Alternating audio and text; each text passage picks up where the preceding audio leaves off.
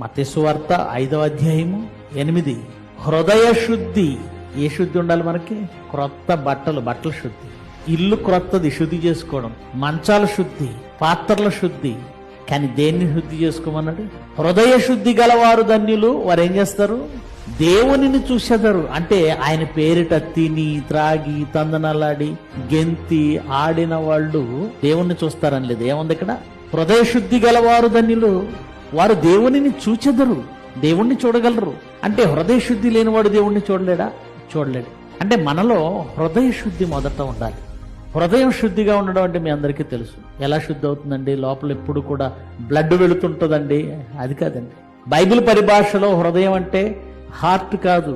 మనసు ఎక్కడ ఉంటుంది? ఆలోచన ఎక్కడ ఉంటుంది? మన తలంపులు ఎక్కడ ఉంటాయి? మన తలంపులు, మన ఆలోచనలు, మన చేష్టలు, మొత్తం మన ప్రవర్తన అంతా ఉండేది హృదయంలో. ఇది హృదయం. ఇది శుద్ధిగా లేని నాడు దేవుని కోసం మనం ఏం చేసినా వ్యర్థం.